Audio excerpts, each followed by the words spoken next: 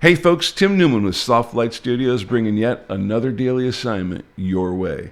Today's assignment for August 24th, 2019. Our assignment today is titled Tools. Don't be a tool, find some tools and think about ways to make them look compelling in photographic images. Tools are bright and shiny and colorful and cool, and they can make for some great images when done the right way. Let's take a look at some of those sample images. Here's a tool set right here. You know, and now that we're doing all of these ceramic handles and stuff, as if I didn't like tools enough already, but now they've become really cool looking.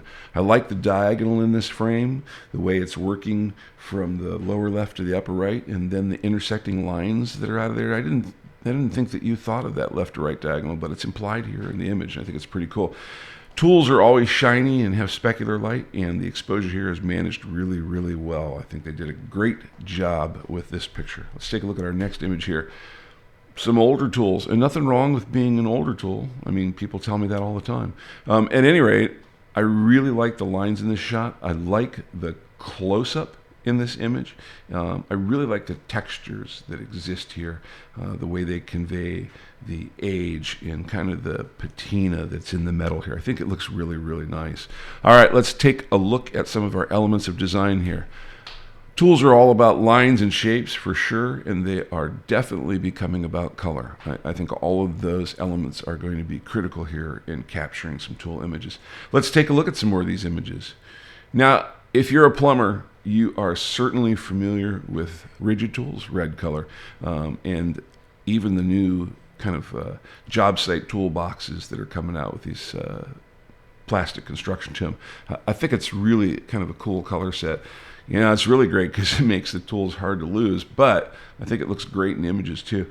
These tools here in this toolbox were all carefully aligned so that they gave us nice diagonal lines and intersected the direction of the toolbox. I think it's pretty cool. Color set is really great here, and I think the perspective puts us down in the toolbox and makes us feel like we're a part of the scene. All right. Tools don't all have to be those garage tool folks. If you are a barber or a hairdresser, these are your tools of trade, and I think they make for an excellent black and white subject here. You know, you do have rule of thirds going on here from top to bottom. You got really nicely controlled light, and as a black and white, I think this image is really solid. One more image here. Here's a tool at work. This is a horizontal milling machine, milling some metal. And if you happen to be lucky enough to be able to photograph something like this, the colors of the metal that's being worked here, the division of the scene, and all of these sparks flying around make for a really great image.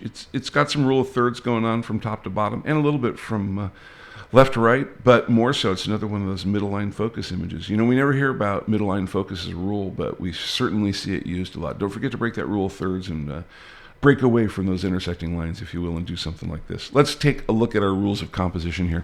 Balance is really, really important in these images, and they're going to make or break the way the images look. Point of view is really important here. Put the viewer down in the scene with the tool. Don't be just like a tool ID picture, but make it something that's really artistic about the tool. And last but not least, color theory is going to be really important here, and especially controlling the light with the colors they have with the tools. All right, let's take a look at our output specifications. If you're going to export images for consideration for our monthly image critique, tongue-tied here this morning, these are your rules that you need to follow.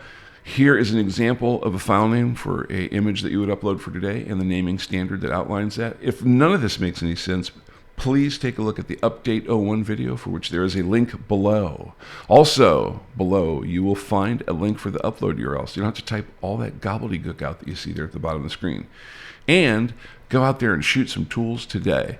And while you're doing that, remember, learning equals skills. Practice equals mastery. We'll see you out there.